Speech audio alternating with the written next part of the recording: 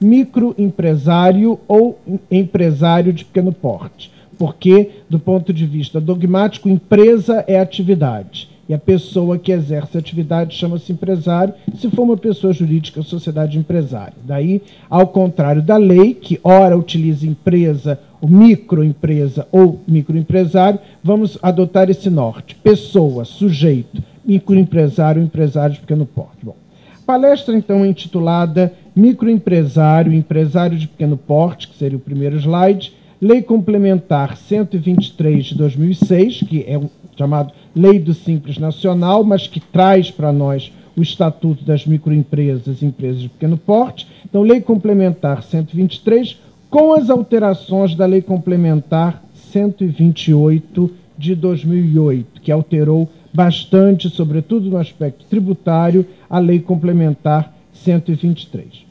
O segundo slide contempla um histórico legislativo do tema. Tá? Por quê?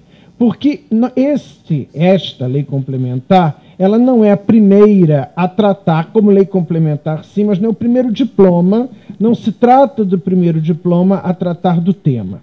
Desde 1984, embora com um enfoque nitidamente tributário, voltado para regras específicas, diminuição da carga tributária, etc., desde 1984 nós temos uma lei que trata de microempresários, naquele momento apenas microempresários. Vamos então falar rapidamente sobre essa questão. Há muito tempo, décadas atrás, os pequenos empreendedores já reclamavam, através das suas associações e confederações, uma legislação específica que pudesse realmente dar a eles um tratamento tributário diferenciado, não só no tocante na simplificação dos procedimentos administrativos, como também a diminuição do peso da carga tributária. Isso, obviamente, gerava uma série de consequências nefastas para a própria sociedade, pelo endividamento, pela quebra, pela insolvência da maioria dos microempreendedores e pelos dados estatísticos que mostravam que em 4, no máximo 5 anos, a imensa maioria esmagadora maioria das entidades, das sociedades ou firmas individuais estavam inativas e muitas vezes por quebras de fato, ou seja, estavam absolutamente insolventes. Então, de nada adiantaria o Estado estimular o exercício da atividade ou estimular a regularização das chamadas atividades de fundo de quintal, sem que houvesse uma contrapartida, ou seja, sem que houvesse uma preocupação em garantir a permanência dessas atividades, a permanência desses micro ou pequenos empreendedores. Então, já se discutiam, isso muito antes da Constituição de 88, formas de aliviar o tratamento, a carga tributária dessas pessoas, principalmente pessoas físicas, já que o número de firmas individuais ainda hoje é bastante expressivo. Se nós formos olhar os dados estatísticos do DNRC, o número de firmas, muitas pessoas pensam que não, por conta da responsabilidade limitada, mas, sem dúvida, é muito mais expressivo. Há muito mais firmas individuais do que sociedades anônimas ou cooperativas. Os dados estatísticos deixam claro isso. Então, na verdade, é importante deixar claro que antes da Constituição de 1988, já havia uma lei tratando da figura da microempresa. Tá? A Constituição é importante, sim, pois foi a primeira Constituição a ter um artigo, um dispositivo constitucional, uma norma programática, determinando que todos os entes da federação deem um tratamento favorecido, diferenciado e simplificado às pequenas empresas, empresas de pequeno porte, mas antes da Constituição. Então, o marco na história legislativa é a Lei 7.256, Lei 7.256 de 84. Tá? Essa Lei 7.256, a sua ementa, ela é muito importante porque ela, sem dúvida, influenciou a redação do artigo 179 da Constituição. Então, eu vou ler a ementa da Lei 7.256 de 84 e, logo em seguida, até para compararmos, o artigo 179 da Constituição. Então, essa lei trata do Estatuto da Microempresa relativa ao tratamento diferenciado, simplificado e favorecido nos campos administrativo, tributário, previdenciário, trabalhista, creditício e de desenvolvimento empresarial. Então, guardem essa questão de tratamento favorecido, simplificado, etc. Artigo 179, 4 anos depois.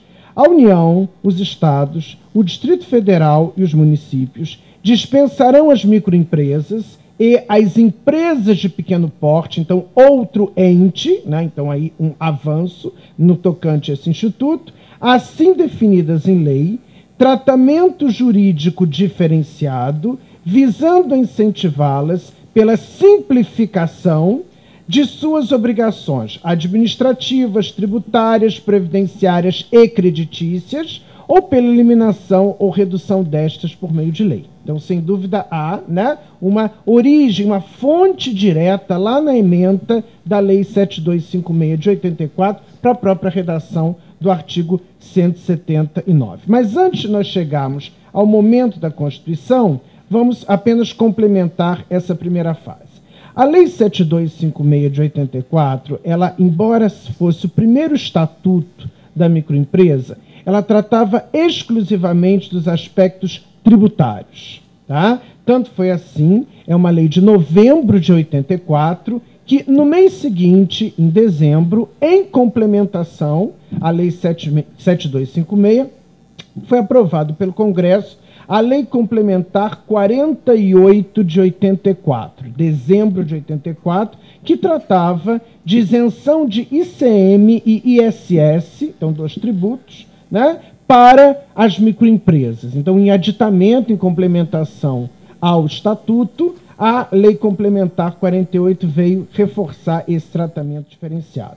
Na vigência da Lei 7256 de 84, foi baixado pelo DNRC a primeira instrução normativa número 9, claro, hoje já revogada, temos uma instrução, inclusive, específica, né, de 2007, né, sobre a questão do tratamento diferenciado, mas para mostrar que o DNRC acompanhou, sem dúvida, essa evolução, né, corroborando o tratamento diferenciado, principalmente para efeito de registro e o aditamento das expressões ME ou EPP ao nome empresarial, que sempre foi tradicionalmente uma exigência da lei para fim de reconhecimento, né, do regime diferenciado. Então, a instrução número 9 de 86 foi o primeiro ato normativo direcionado para as microempresas. E temos também o decreto 90.880 de 1985, que é o regulamento da Lei 7256 de 84.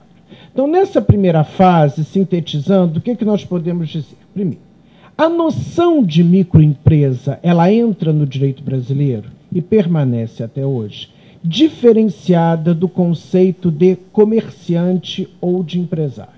Tá? A lei, em seu artigo 2º, a primeira legislação, ela já define microempresa a pessoa jurídica. Então, microempresa não é a firma individual, tá? Obviamente eu estou usando firma individual porque era a expressão utilizada à época. Obviamente que depois da Instrução Normativa 97, registro de empresário, né? O termo utilizado atualmente é o registro de empresário, mas, obviamente, utilizando a expressão à época. Então, ela não considerava como microempresa nem a sociedade comercial ou o comerciante individual, a firma individual, exclusivamente. Ela considerava que microempresa era a pessoa jurídica que tivesse auferido no ano calendário receita bruta de até 10.000 ORTNs. Então, isso já fica claro que o primeiro diploma sobre microempresa não adotava a mesma terminologia, ou melhor dizendo, a mesma base dogmática do direito comercial clássico, que era o quê? Os atos de comércio. Ou seja, a microempresa não era a sociedade comercial apenas, não era o comerciante individual apenas. Era uma pessoa jurídica, né, que tivesse, em janeiro de cada ano, uma receita bruta anual de até 10.000 ORTN.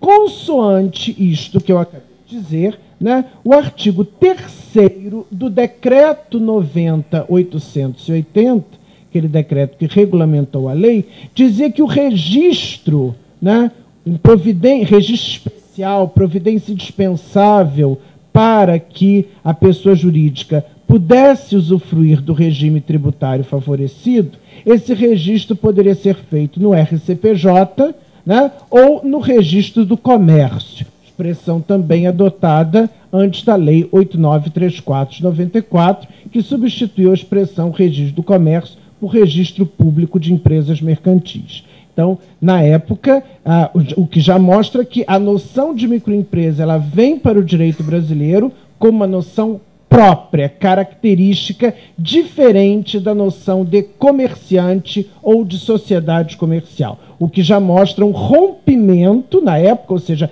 a época em que o projeto de Código Civil chegou no Senado, o projeto de lei 118 de 84, já um avanço, rompendo aquela dogmática ato civil, ato de comércio, considerando, na verdade, atividade, e não, né, ou seja, a atividade que é exercida por aquela pessoa e a receita bruta anual, e não a divisão clássica entre ato civil e ato comercial. Não tínhamos ainda, como eu disse, a noção de empresário de pequeno porte ou empresa de pequeno porte. Essa noção só vem com a Constituição Federal, a partir de 88, e não tínhamos também, como temos hoje, uma série de regras de outras prerrogativas, outras vantagens, como, por exemplo, procedimento simplificado para efeito de inscrição, alteração e baixa de registro e outros aspectos inovadores que a Lei Complementar 123 trata, e eu vou terminar. Bom, avançando. Com o advento da Constituição de 1988, nós tivemos duas leis.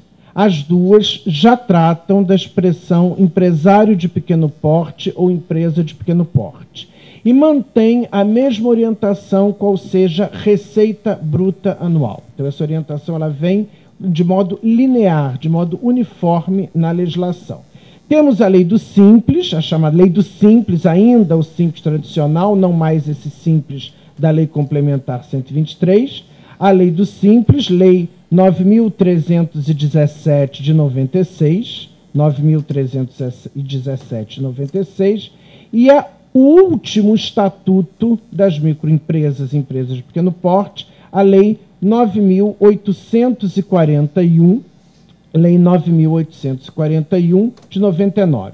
Ambas revogadas expressamente pela Lei Complementar 123. Então, a 9.317 e a 9.841.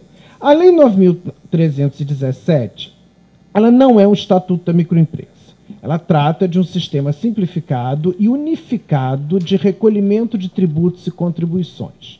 Então, a proposta da Lei Complementar 123 é reunir não só os aspectos do tratamento para as microempresas, como também ampliar os benefícios do Simples tradicional com agora esse modelo de Simples nacional. Daí a revogação de ambas. Bom, o que é importante citar nesse aspecto? O conceito de empresa de pequeno porte, que vem pela primeira vez na lei do Simples. Então, a partir da Constituição, o artigo 179 da Constituição, ele traz, né, a noção de empresa de pequeno porte, e a lei do Simples definia microempresa, a pessoa jurídica que tenha oferido no ano calendário receita bruta de até R$120 mil. Então, passamos a ter faixas. Passamos a ter a possibilidade de desenquadramento de uma categoria e enquadramento na outra, né? O que não existia no primeiro momento, que era ou enquadramento como em microempresa ou desenquadramento. Agora nós podemos ter a ascensão ou a queda, dependendo da faixa de receita bruta. E acima de 120 mil e até 720 mil, com valores da época, empresa de pequeno porte. Essa orientação que o tratamento diferenciado ele atinja dois tipos de empresários, dois enquadramentos distintos, permanece até hoje. Lei complementar também trata de microempresários ou microempresas, empresas ou empresários de pequeno porte. Bom, ultrapassada essa fase, chegamos no terceiro slide, que trata da legislação atual. A nossa primeira pergunta, que na verdade já vai como um esclarecimento antecipado, por que uma lei complementar? Né? Porque agora a legislação que trata das microempresas, ela está esculpida numa lei complementar e não numa lei ordinária, já que todos os diplomas que eu falei foram leis e algumas regulamentadas por decreto. A resposta está na própria Constituição Federal, no artigo 146, inciso 3, a linha D. 146, inciso 3, a linha D. Permito. O artigo 146 trata o seguinte: cabe a lei complementar. Então, artigo 146, cabe a lei complementar. Inciso 3, estabelecer normas gerais em matéria de legislação tributária, especialmente sobre definição de tratamento diferenciado e favorecido para as microempresas e para as empresas de pequeno porte, inclusive regimes especiais ou simplificados de tributação. Então, como eu disse a vocês, o objetivo era fundir a lei do Simples com o antigo estatuto da microempresa, uma de 96, com a outra de 99. Como o objetivo era fundir as duas leis numa, e a Constituição determina que tratamento tributário diferenciado e simplificado tem que ser por lei complementar, porque a matéria tributária na Constituição prevista dentro, né, da reserva da lei complementar. Então, sem dúvida, o governo editou uma lei complementar, e tem feito isso, por exemplo, para alterar o CTN, como alterações que foram feitas no CTN quando da promulgação da lei de falências foram feitas pela lei complementar 118. Né? Então, sempre nessas questões, veio, então, uma lei complementar instituindo esse sistema diferenciado e simplificado de tributação. Então, a explicação está na própria Constituição, porque era matéria reservada à lei complementar à instituição do Simples Nacional. A lei complementar estabelece, em seu artigo 1º, que a sua finalidade é estabelecer normas gerais relativas ao tratamento diferenciado e favorecido a ser dispensado às microempresas e empresas de pequeno porte no âmbito dos 3 poderes e do Distrito, ou seja, União, Estado, Distrito Federal e município. E dentro desse tratamento favorecido e diferenciado, são 3 instâncias gestoras. Primeiro, o Comitê Gestor do Simples Nacional, que fica com aspecto fiscal, aspecto tributário, o Fórum Permanente das Microempresas e Empresas de Pequeno Porte, e o terceiro, que é o que eu vou dar destaque, porque tem relação com a figura do MEI, do microempreendedor individual, que é o Comitê Gestor, e aí vem um nome imenso, Rede Nacional para a Simplificação do Registro e Legalização de Empresas e Negócios. Né? Esse nome imenso, que é a chamada Rede Sim, essa rede que visa não só a questão da unificação, da aceleração, em primeiro lugar, do procedimento de legalização de atividades, né? União entre os vários níveis de governo, no sentido de facilitar a expedição de alvarás, a realização de vistorias, ou seja, o Brasil correndo contra o tempo, buscando galgar posições no tempo médio para abertura, principalmente abertura, de uma sociedade empresária ou de uma firma individual. Então, esse, sem dúvida, o objetivo dessa rede sim é no sentido de otimizar, né, sem dúvida, através da informática, o lançamento de dados, as pesquisas, busca prévia, etc. Então, isso, claro, que envolve também, até porque o presidente desse comitê é o ministro do Estado de Desenvolvimento, Indústria e Comércio e, obviamente, envolve a questão registrária. O próprio DNRC é uma autarquia vinculada ao Ministério do Desenvolvimento. Então, sem dúvida, ainda que indiretamente, há participação das juntas comerciais. Por isso, o destaque na questão do Comitê Gestor da Rede Sim. Essa rede, mais uma vez, que o nome é bem grande, Rede Nacional para a Simplificação do Registro e Legalização de Empresas e Negócios, ou Rede Sim, ela foi instituída pela Lei 11.598 de 2007.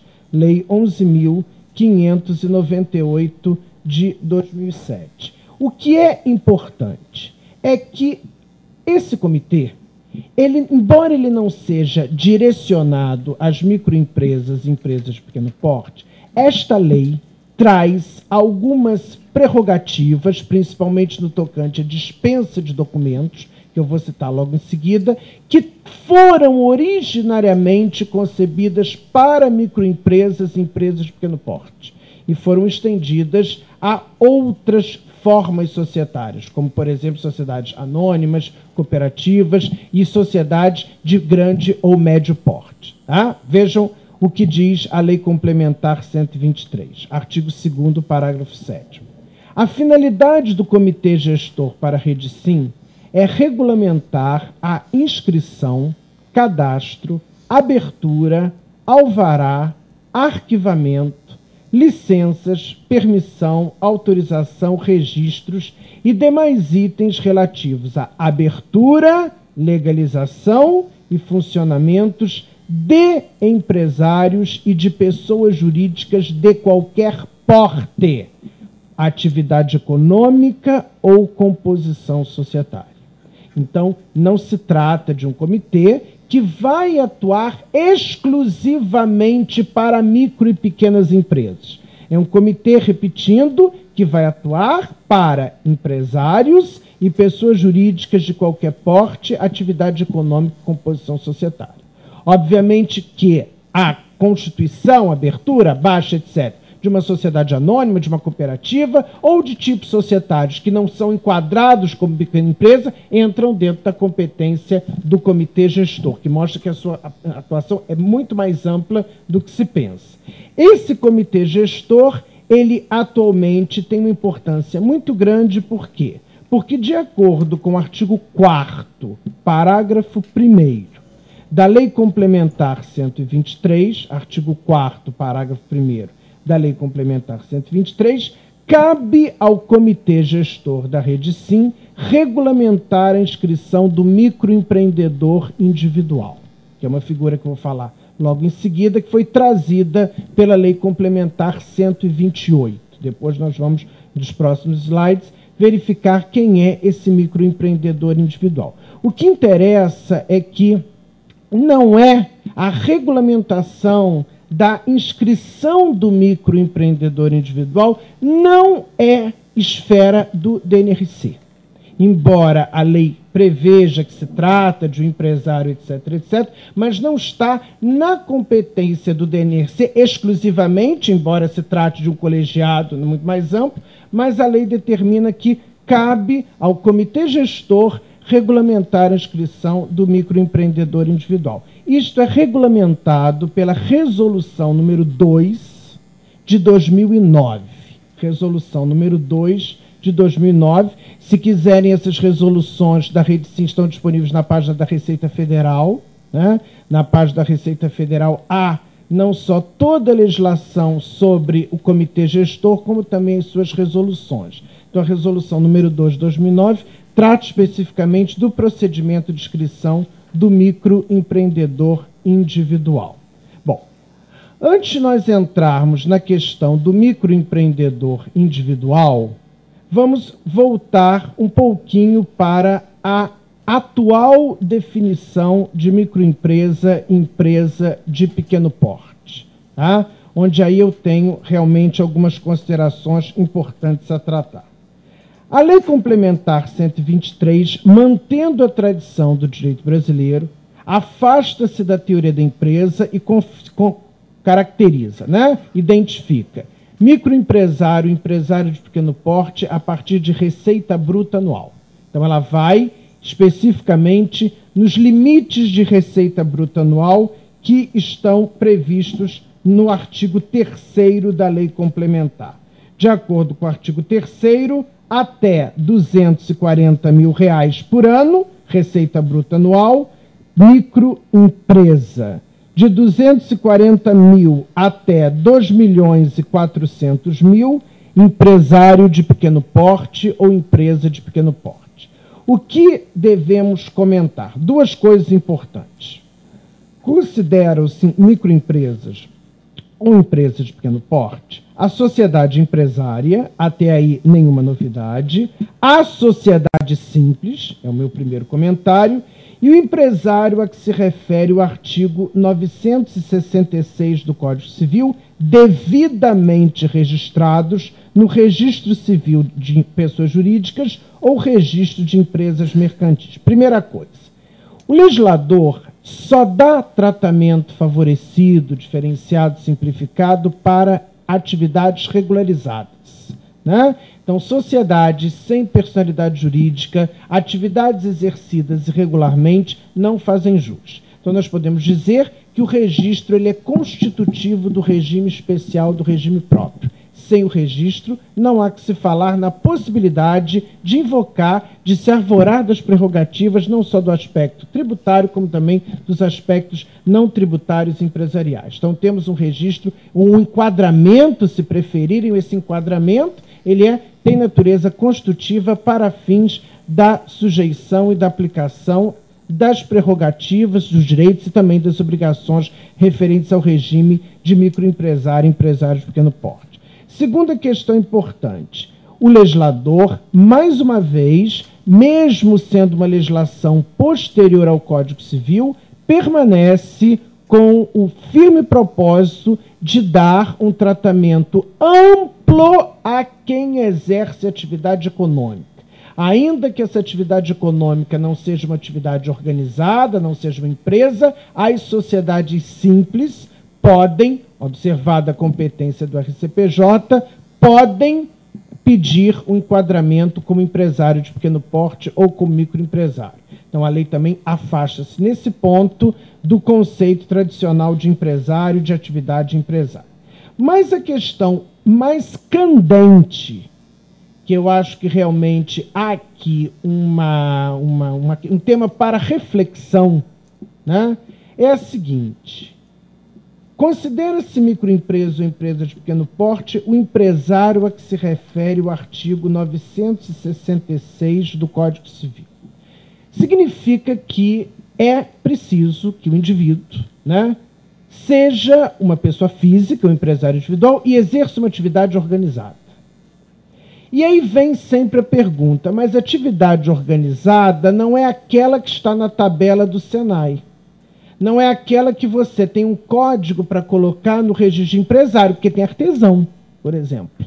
Eu trouxe o anexo da resolução do Comitê Gestor do Simples Nacional, até para mostrar que atividades permitidas pelo Comitê Gestor do Simples Nacional jamais, do ponto de vista doutrinário, seriam consideradas empresariais, como, por exemplo, a atividade do artesão. Então, o primeiro tema para reflexão é o seguinte: pela lei, microempresário não é apenas receita bruta. É aquele que tem uma atividade organizada e cujo faturamento é pequeno ou é de médio porte.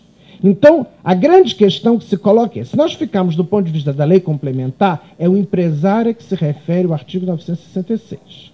O empresário a que se refere o artigo 966 é aquele que profissionalmente exerce atividade econômica organizada. A lei não define o que vem a ser atividade econômica organizada, apenas enumera casos de atividades que não são empresariais, como as atividades intelectual, etc. E aí, sem dúvida, como se trata de um conceito em branco do ponto de vista legal, nós vamos recorrer à doutrina. E todos os autores, todos dizem que a organização não é o que você trabalha, o que você exerce, mas como você exerce a atividade, como atividade exercida. Né? Se essa atividade exercida sem o emprego, né, de um planejamento, de uma administração, se essa atividade não é exercida acompanhando a evolução do mercado, ela não é uma atividade empresarial. Se é uma atividade artesanal, uma atividade praticamente, né, que não acompanha o ritmo da evolução tecnológica. Então, nesse aspecto, aplicando-se a interpretação sistemática do Código Civil com a lei complementar, se uma pessoa, né, em tese, requeresse inscrição como microempresário, o seu enquadramento, ela deveria, a princípio, ou declarar, no mínimo, que a sua atividade é uma atividade organizada. Bom, eu vou, logo em seguida, a partir de uma decisão do STJ, mostrar, e concordo plenamente, que esse controle não cabe ao registro público de empresas mercantis. esse controle cabe ao Judiciário. A partir de uma decisão relatada pelo ministro Luiz Felipe Salomão, que coincidentemente, além de ser do Rio, foi juiz de falência, né, de vara empresarial, em que mostra que o STJ, para certos fins, continua, como a meu ver está correto, aplicando a teoria da empresa. Pelo menos em certos aspectos, essa decisão é aplicada. Seria um dos slides. Então, o primeiro aspecto é que, pela legislação, a qualificação de microempresário exigiria a receita bruta dentro dos limites e o exercício profissional da atividade organizada, já que não é o empresário que tem receita bruta, é o empresário a que se refere o artigo 966 do Código Civil. Bom, é importante deixar claro também que existem sociedades empresárias que, ainda que tenham, por exemplo, uma receita bruta de 2 milhões de reais por ano, etc., não podem solicitar enquadramento como microempresas e empresas de pequeno porte. São, entre outros casos, mais importantes, as sociedades por ações, ainda que nós tenhamos SAs familiares fechadas, por exemplo, independentemente da receita bruta, a sociedade por ações não pode. Isso é tradicional. Desde a primeira lei de 84, a escolha de um tipo de sociedade por ações afasta imediatamente a escolha do regime. E as sociedades cooperativas, né, também em relação, salvo as cooperativas de consumo. Uma questão que eu acho importante trazer é a seguinte, uma crítica. Eu acho que o legislador, ele poderia, se realmente quisesse, ter avançado, e eu trago o exemplo da França, que há muito já superou essa dicotomia, ele poderia ter determinado, seria realmente uma ousadia, mas eu acho que positivo, que microempresários e empresários de pequeno porte solicitassem enquadramento ou estivessem sujeitos ao mesmo registro. Ah, por quê? Nós sabemos que até hoje, sobretudo em sede doutrinária, existem várias divergências sobre, malgrado a existência de uma instrução normativa do NRC, Manual de Registro de Atos de Cooperativa, existe uma grande divergência sobre qual é o órgão competente para o arquivamento do estatuto de uma cooperativa. O que eu coloco? Se o legislador rompeu a teoria da empresa, determinou que sociedades simples empresárias possam requerer o enquadramento como ME ou EPP, ou seja, que uma sociedade simples pode ter as mesmas prerrogativas do que uma sociedade empresária no âmbito da lei complementar, por que manter a dualidade de registros? Por que, nesse caso, ter que o empresário, que muitas vezes é vulnerável do ponto de vista... Mas é empresa ou não é? É junta ou RCPJ? E aí vem, mas até o professor Fabio Coelho defende, o registro impróprio acarreta a ausência de personalidade jurídica, porque a lei não teria admitido o registro putativo.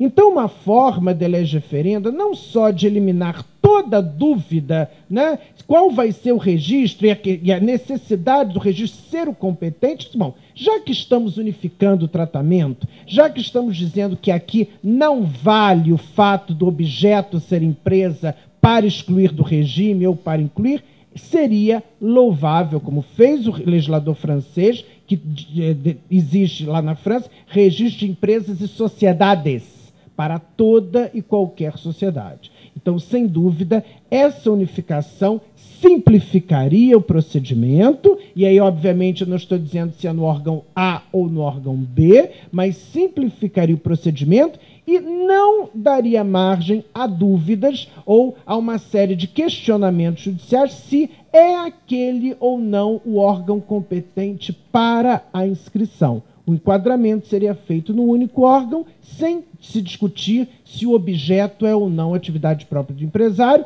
Uma cooperativa de consumo, por exemplo, né, estaria sujeita àquele determinado órgão, só, obviamente, enquadrada por ME e UPP. Então, a minha primeira crítica que eu faço é que o direito brasileiro, se nessa lei, embora o dispositivo tenha sido vetado, teve a ousadia de prever o empreendedor individual de responsabilidade limitada, no texto aprovado pelo Congresso Nacional, por que não ter a ousadia de determinar um único registro para enquadramento de microempresas e empresas de pequeno porte, mantendo ainda essa tão criticada dualidade de registros públicos, já que, se o que vale é atividade econômica, então por que não submeter a atividade econômica, ainda que seja de pequeno ou médio porte, a um único registro? Então, aí um comentário crítico.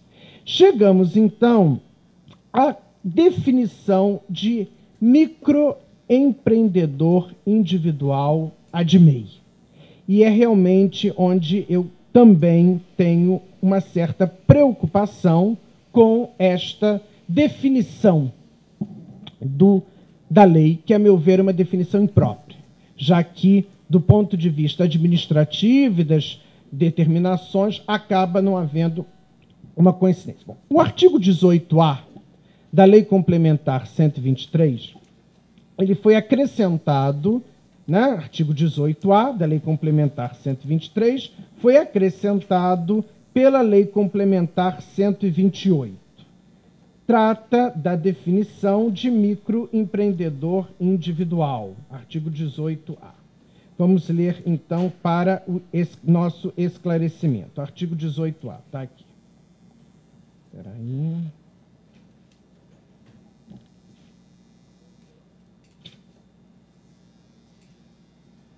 O microempreendedor individual. Então, artigo 18A, parágrafo 1º.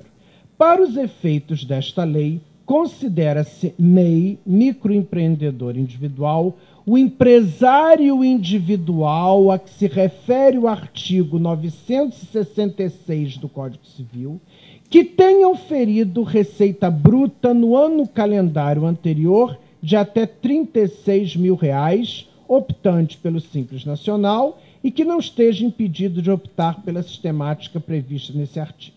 Primeira coisa importante. A noção de MEI, ela vem da noção de pequeno empresário. O artigo 69 da própria Lei Complementar 123 define que o pequeno empresário, aquele que está dispensado da obrigação de escriturar, né, livros, etc., é aquele microempresário que tem receita bruta de até R$ 36 mil. Então, não se trata, primeiramente, de um conceito tão inédito assim, porque na própria lei já se encontra essa quantia, esse referencial no conceito de pequeno empresário, né, que é até R$ 36 mil. Mas onde eu quero chegar?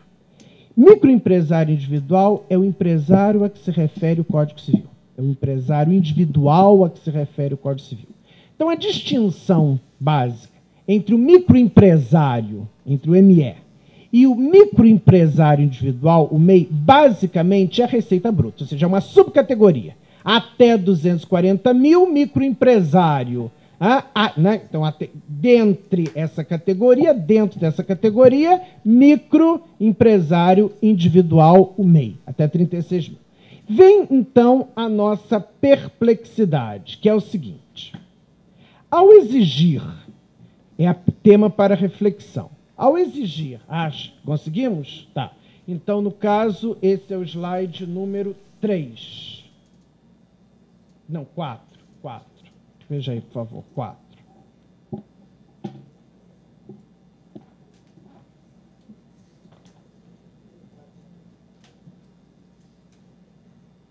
Não, já passamos.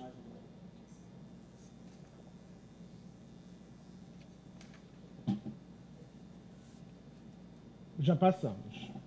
É o próximo. Então é o 6.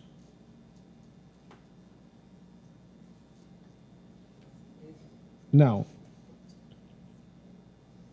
Esse. Bom, microempresário individual. MEI é o empresário a que se refere o artigo 966. Quem é esta pessoa? É uma pessoa capaz, em pleno gozo da sua capacidade civil, que exerce a empresa, que exerce a atividade organizada de modo profissional. O registro de empresário tem natureza declaratória, né? Não é constitutiva como exercente da atividade, embora seja obrigatório para enquadramento como ME ou EPP. A tema para reflexão é o seguinte. Ao exigir a lei, ao definir no artigo 18A microempresário individual, Ao exigir que o postulante ao enquadramento de MEI, ME ou EPP, no caso microempresário especificamente, seja empresário, nos termos do artigo 966 do Código Civil, deve ser verificada a organização de sua atividade. A quem cabe o controle? Quando? Por quê? Se é o empresário a que se refere o artigo 966, não é apenas R$36 mil. É atividade organizada, né, para produção ou circulação de bens e serviços e cuja receita bruta anual não exceda R$36 mil. Isso é, né, ou seja, os dois requisitos cumulativamente. Então, a pergunta é, isso seria matéria de comprovação por ele, de autodeclaração, né? A princípio, com a orientação, é uma autodeclaração. Ele declara que tem, né, como uma declaração de desimpedimento no caso de uma sociedade, já que há muito caiu a exigência de certidão de inexistência de condenação criminal, ele declara que reúne os requisitos sob pena de falsidade ideológica. Mas e se ele não for realmente empresário, se a atividade que ele exerce não for realmente organizada? A quem cabe efetivamente esse controle e quando? Então fica esse tema para reflexão. Eu vou, sem dúvida, retomar. Próximo. Para cá? Não sei se está funcionando. Acho que não. Eu estou apertando.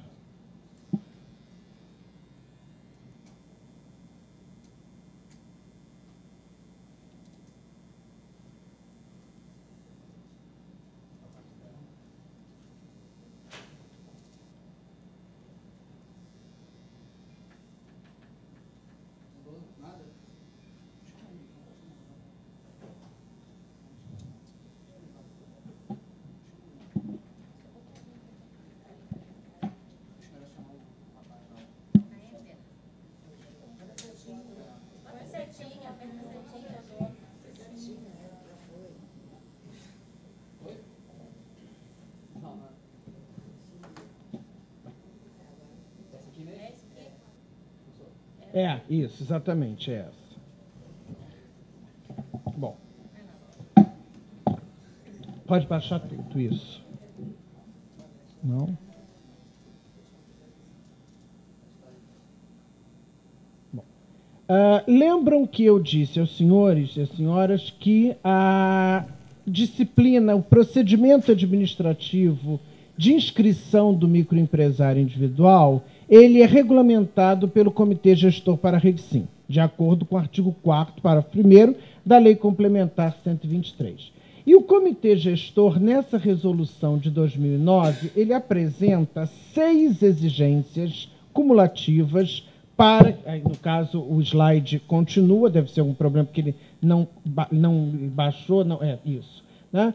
6 exigências para a caracterização de microempreendedor individual. Bom, aonde eu quero chegar? Repare, considera-se microempreendedor individual o empresário a que se refere o artigo 966 do Código Civil. Repete a redação do artigo 18A. Que atenda cumulativamente as seguintes condições.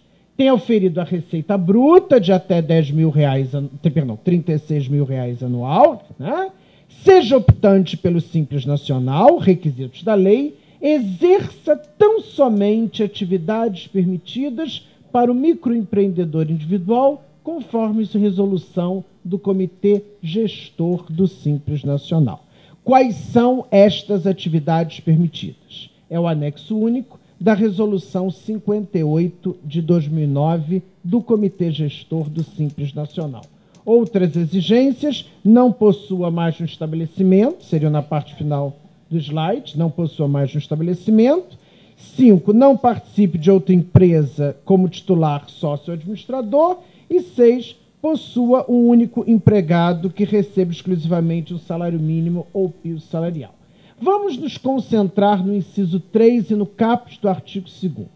Microempreendedor individual é o empresário a que se refere o artigo 966, que exerce atividades permitidas para o microempreendedor individual.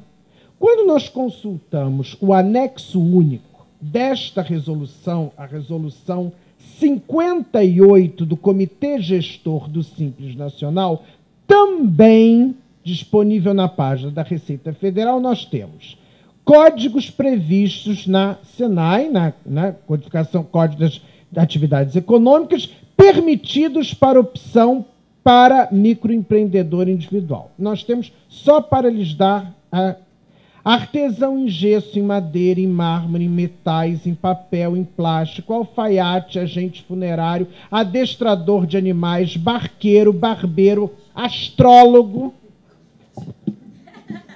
Bom, eu não estou questionando isso, eu estou dizendo o seguinte. Vejam o caput do artigo 2º. Não é, o problema não é aqui. Ele reproduz o artigo 18A. Empresário a que se refere o artigo. Então, o que eu digo é o seguinte. Chegue para um doutrinador, isso não é um tema polêmico, e diga o seguinte. O artesão em papel, madeira, essas pessoas são empresárias. Mas é uma atividade permitida para o microempreendedor individual? Então, no mínimo, alguma coisa precisa ser esclarecida. Porque, e é o que eu digo, esse controle, obviamente, não cabe à junta, não cabe aos órgãos administrativos. Até porque, se há alguma falha, essa falha vem da Lei Complementar 128. E não só do 128, como da própria 123, que fala o empresário a que se refere.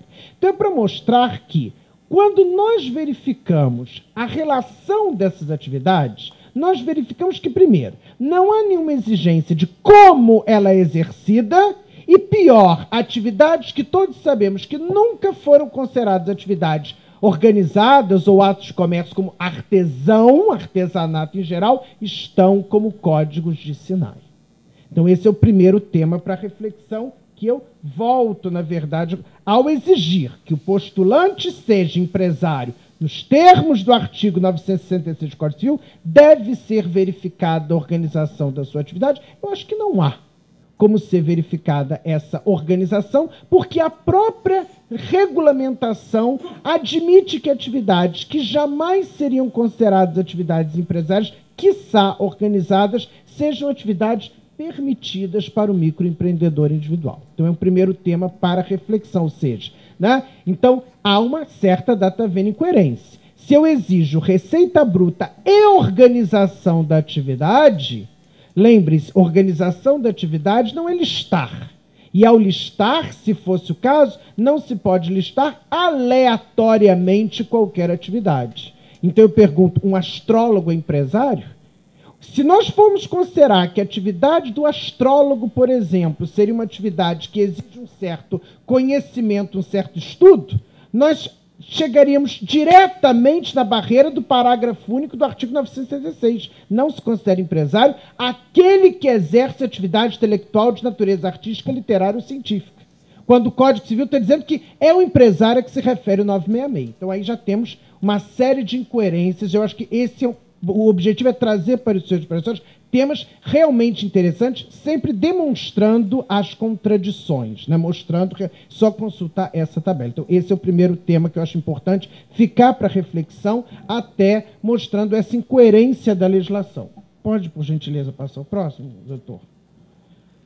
Bom, e aí nós chegamos naquela decisão a quem cabe o controle. Quando ele deve ser feito? Verificamos, com base nos slides anteriores, que a regulamentação da atividade do MEI, do microempreendedor ou microempresário individual, ela não está de acordo com a orientação do Código Civil.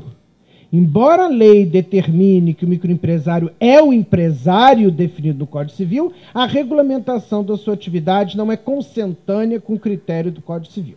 Eu disse que esse controle no sentido de se permitir, deferir ou indeferir o enquadramento de microempresário ou um registro de microempresário individual, ela tem que ser feita necessariamente pelo Poder Judiciário. E essa decisão interessante, vejam, de março de 2009, que mostra que, além de ser uma decisão recente, posterior ao Código Civil, posterior à lei complementar, que mostra o quê? Não abandonamos a dicotomia atividade empresarial e atividade civil. Nem todo aquele que exerce atividade econômica é empresário. Nem todo aquele que exerce atividade econômica é empresário. E, como tal, não pode invocar a lei empresarial, os institutos de direito empresarial. Então, repare, um pedido de autoinsolvência, que é admitido expressamente pelo artigo 759 do CPC, o artigo 759 do Código de Processo Civil, admite o requerimento de insolvência pelo espólio do devedor civil ou pelo próprio devedor civil, como a Lei de Falências Mutatis Mutandis admite no caso do artigo 97 para empresário o espólio de empresário individual.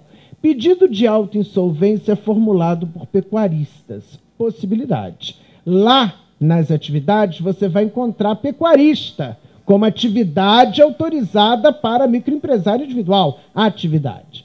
Atividade estranha ao direito comercial. Então, nem toda atividade empresarial é atividade econômica.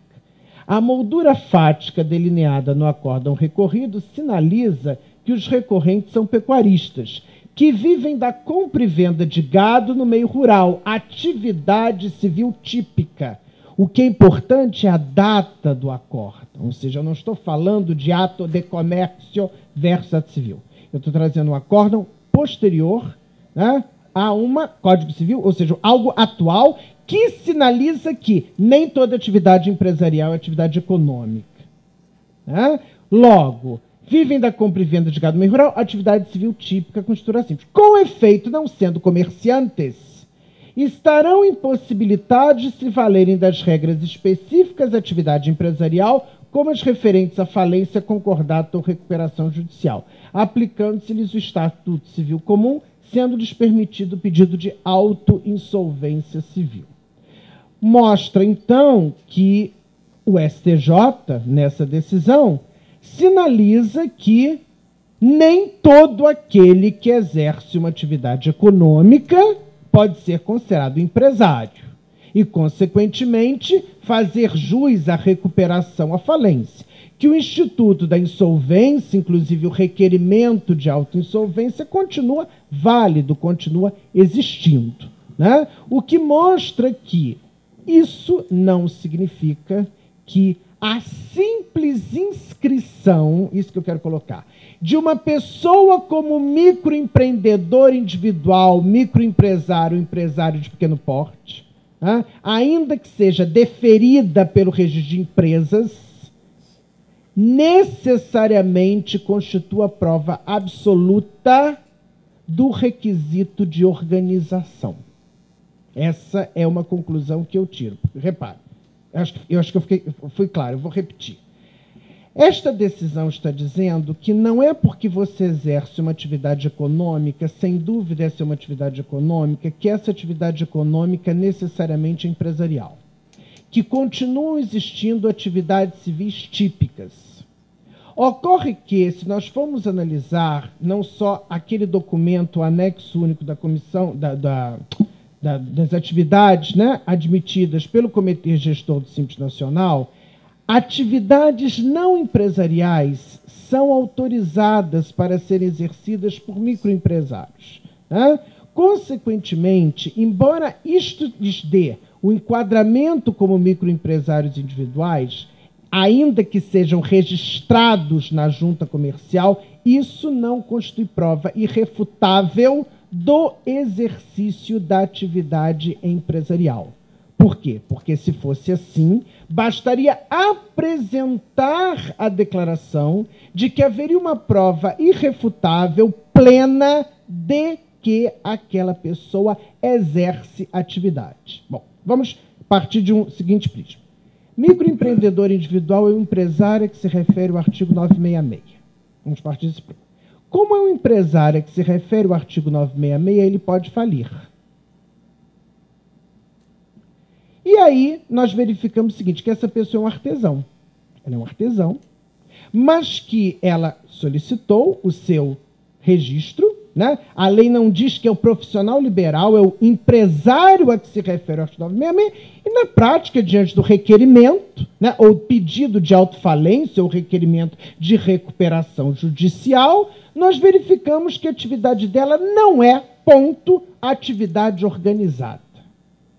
A questão é, está o Poder Judiciário obrigado a aceitar, obrigado a reconhecer? Vamos tomar o caso desses pecuaristas. Esses pecuaristas, que aqui está dizendo atividade civil típica, né, não se aplica para eles esse instituto, e sim o pedido de insolvência civil. Suponhamos que estivéssemos diante de uma pessoa que exerce esta atividade e com enquadramento na junta comercial. Se nós formos tomar por base, como paradigma, essa decisão, o pedido de falência seria indeferido, porque a atividade não é considerada uma atividade organizada. Não estou tratando de sociedade anônima, que é sempre empresária. Estou tratando, por exemplo, de uma sociedade limitada, por exemplo, ou de uma pessoa que exerce atividade em nome próprio, de firma individual. O que mostra, sem dúvida, a necessidade de uma coerência entre o que determina o Código Civil e o que determina, obviamente, a parte administrativa. Ou, se preferirem, tirar a vinculação ao empresário a que se refere o artigo 966 do Código Civil. Se o objetivo é que você não traga requisitos complexos de atividade organizada, então diga, olha, este conceito aqui é um conceito diferente, distinto do Código Civil. Tanto é que a sociedade simples está albergada nesse regime especial e que qualquer pessoa que exerça atividade lucrativa com ou sem organização, mas que tenha receita bruta anual de até R$36 mil, possa ser enquadrado. E aí faz sentido ser o artesão, o alfaiate, o barqueiro, o astrólogo, etc.